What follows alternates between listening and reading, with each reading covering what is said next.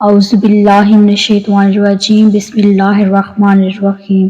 امام صادق رحمۃ اللہ علیہ نے حضرت عبداللہ بن عباس، حضرت عبداللہ بن مسعود اور دیگر صحابہ رضی اللہ تعالیٰ عنہم سے روایت کی ہے کہ انہوں نے فرمایا، جب ابلیس نے اللہ تعالیٰ کو سجدہ کرنے سے انکار کیا تو اس کو جنت سے نکال دیا گیا اور آدم علیہ السلام کو وہاں آباد کر دیا گیا۔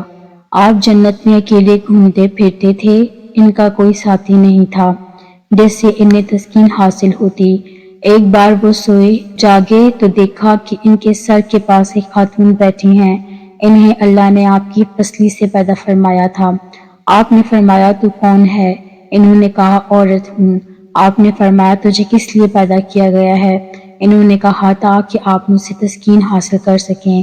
فرشتوں نے جو آدم علیہ السلام کے علم کی وسعت معلوم کرنا چاہتے تھے کہا، اے آدم علیہ السلام، اس کا نام کیا ہے؟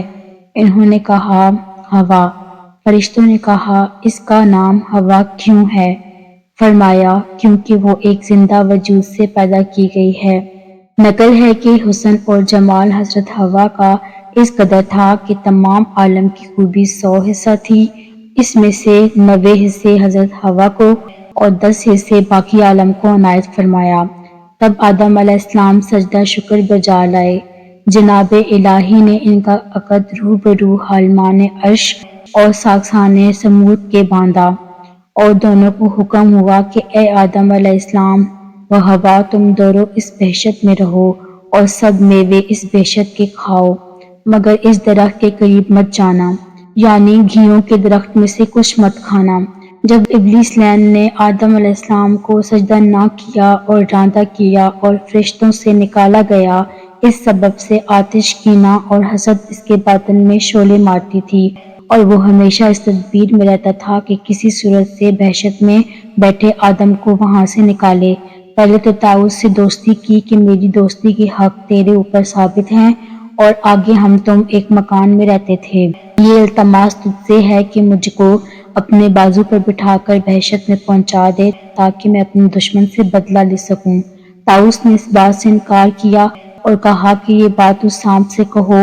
تب شیطان سانپ کے پاس گیا اور اپنے فریب کے منتر سے فریفتہ کیا۔ سانپ اس کو منہ میں لے کر بہشت میں لے گیا اور نگہبان بہشت کو مطلق خبر نہ ہوئی۔ پھر ابلیس حضرت آدم علیہ السلام اور حوا کے پاس گیا اور رونا شروع کیا۔ حضرت آدم علیہ السلام اور حوا نے پوچھا کیوں روتا ہے، اور انہوں نے شیطان کو نہیں پہچانا۔ تب شیطان نے کہا کہ میں تم کو نصیحت کرتا ہوں، مجھ کو تمہارے حال پر رونا آتا ہے اور تم اس بہشت سے نکالے جاؤ گے اور یہ بہشت کی تمام نعمتیں تم سے چھین لی جائیں گی اور لذت حیات سے ذائقہ موت کا چکھو گے۔ ان دونوں کو اس بات کے سننے سے بہت غم ہوا۔ ابلیس نے کہا اگر تم میرا کہنا مانو تو میں تم کو ایک درخت بتاؤں، اگر تھوڑا میوہ تم اس کا کھاؤ تو ہمیشہ زندہ رہو گے اور صورت موت کی ہرگز نہ دیکھو گے۔ حضرت آدم علیہ السلام نے پوچھا وہ کون سا درخت ہے؟ شیطان نے کہا وہی درخت ہے کہ جسے کھانے سے حق سبحانہ تعالیٰ نے منع کیا تھا۔ حضرت آدم نے اس بات کو قبول نہ کیا اور کہا کہ ہرگز مجھ سے نافرمانی خدا کی نہ ہوگی۔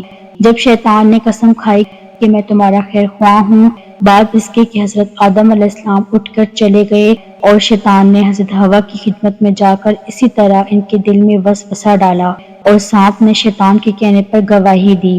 حضرت حوا نے حضرت آدم علیہ السلام سے عرض کیا کہ سانپ تو خادم بہشت کا ہے اور وہ بھی موافق اس شخص کے یعنی شیطان کی گواہی دے رہا ہے۔ اب تو میں پہلے اس درخت کا پھل کھاتی ہوں، اگر کچھ خلل ہو تو میرے واسطے خدا سے معافی مانگیو، اور نہیں تو تم دونوں تمام عمر بہشت کی نعمتیں چین سے کھایا کرو گے۔ توبہ آدم علیہ السلام با شفاعت محمد مصطفیٰ صلی اللہ علیہ وسلم کی قبول ہوئی۔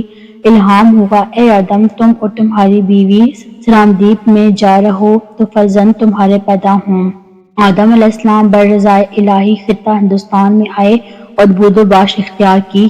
ایک روز جبرائیل علیہ السلام 60 ٹکڑے لوہے کے لے کر ان کے پاس آئے تاکہ ان کو آہنگری سکھلا دیں۔ حاجت آگ کی ہوئی، آواز آئی اے جبرائیل، آگ مالک کو دوزخ سے مانگ لے۔ جب انہوں نے آگ لا کر آدم علیہ السلام کو دی، گرمی و تپش سے ان کا ہاتھ جلا۔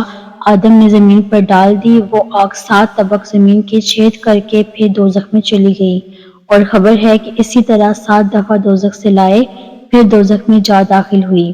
آواز آئی، اے جبرائیل، 7 دریائے رحمت سے دھو کر اسے لاؤ، تب ٹھہرے گی۔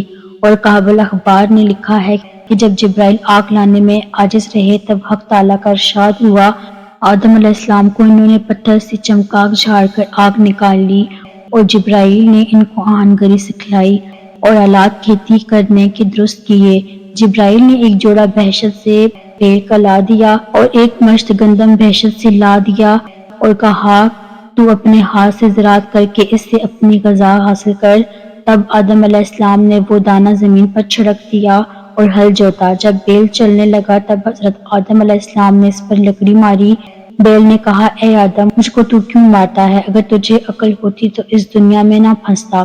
آدم علیہ السلام نے اس بات کو سن کر غصے میں آ کر اس بیل کو چھوڑ دیا اور خود وہاں سے چل دیے۔ پھر حضرت جبرائیل علیہ السلام حضرت آدم علیہ السلام کے پاس آئے اور کہا، کہاں جاتے ہو؟ حضرت آدم علیہ السلام نے کہا کہ بیل نے مجھے سرزنش کی۔ حضرت جبرائیل نے فرمایا کہ جو شخص اللہ کی نافرمانی کرے گا وہ رنج میں گرفتار رہے گا۔ اب تم کو رنج و عذاب برداشت کرنا ہے، تبھی نعمت کھاؤ گے۔ پھر حضرت آدم نے دوسری دفعہ ہل جوتنا شروع کر دیا۔ پھر بیل کجی کرنے لگے۔ پالان گردن، جس کو ہندی زبان میں جھولا کہتے ہیں، نیچے کر لیا اور کھڑا ہو گیا۔ پھر حضرت آدم علیہ السلام نے اس کی لکڑی ماری۔ تب بیل نے رو بسوئے آسمان کیا اور رویا۔ پس آدم علیہ السلام نے اس کو دک ہو کر چھوڑ دیا اور چلے گئے۔ پھر جبرائیل تشریف لائے اور کہا، کہاں جاتے ہو؟ وہ بولے کہ بیل نے آزردہ ہو کر خدا کی درگاہ میں تضرع کیا۔ حضرت جبرائیل نے کہا، خدا تعالیٰ نے تم کو سلام کہا اور فرمایا کہ تم نے بہشت میں بھی ایسا ہی کیا تھا، اب اس وقت تم پر اذیت ہوگی۔ اگر تم بیل پر سختی کرو گے تو پھر درست نہ ہوگا۔ تم جلد جاؤ، اپنے کام میں مصروف رہو۔ میں بیلوں کی زبان پر مہر کر دوں گا تاکہ وہ بات نہ کر سکیں، تب اچھی طرح ان سے کام لو۔ پھر آدم کھیتی کرنے میں مشغول ہو گئے۔ زمین پر گیہوں بکھیرا، غبار لایا اور پختہ ہوا تک کاٹ لیا۔ یہ سب 7 گھڑی میں تیار ہو گیا۔ زمین نے کہا، اے آدم، مجھے معاف رکھو کہ میں ضعیف ہوں، وگرنہ اس سے بھی جلدی تم کو گیہوں دیتی۔ آدم علیہ السلام نے جب گیہوں کو مل کر صاف کرنا چاہا تب جبرائیل علیہ السلام نے فرمایا کہ اول گیہوں کو پیس پانی کے ساتھ خمیر کر کے آگ میں سینک۔ تب ہوا نے ان سے تعلیم پا کر اپنے ہاتھ سے پیس کر پانی کے ساتھ خمیر کر کے روٹی پکا کر آدم کے سامنے رکھی۔ آدم علیہ السلام نے چاہا کہ وہ کھائیں۔ جبرائیل علیہ السلام نے فرمایا کہ ذرا تحمل کیجیے، آفتاب غروب ہونے دو کہ تم روزے دار ہو۔ جب شام ہوئی، آدم حوا نے ساتھ مل کر روٹی کھائی۔ پھر دوسرے روز جب کھانے کی اشتہا ہوئی تو آدم علیہ السلام نے دیکھا کہ ایک خال سیاہ سینے پر میرے نمودار ہے اور جلدی بڑھ گیا، یہاں تک کہ ہفت اندام ان کے سیاہ رنگ ہوئے، اور وہ ڈرے اور معلوم کیا کہ شاید مجھ پر ذلت آ گئی ہے۔ جبرائیل علیہ السلام نے فرمایا، اے آدم، روزہ رکھ، آج کچھ مت کھا کہ تیرے بدن کی سیاہی مٹ جائے۔ آدم نے اس دن کھانا نہیں کھایا، روزہ رکھا تو کچھ بدن ان کا سفیدی پر آیا۔ پھر دوسرے دن جبرائیل علیہ السلام تشریف لائے اور کہا، تم 2 روزہ اور رکھو تو اللہ تعالیٰ تم کو شفائے کامل بخشے۔ اور ان روزوں کا نام ایام البیض ہے کہ 13ویں، 14ویں، 15ویں تاریخ ہر مہینہ کی حضرت آدم علیہ السلام پر اللہ تعالیٰ نے فرض کیا تھا، اور اس زمانے سے لے کر حضرت موسیٰ کے زمانے تک اس پر عمل تھا۔ پلیز چینل کو سبسکرائب کر دیجیے گا، ویڈیو پسند آئے تو لائک بھی کر دیجیے گا۔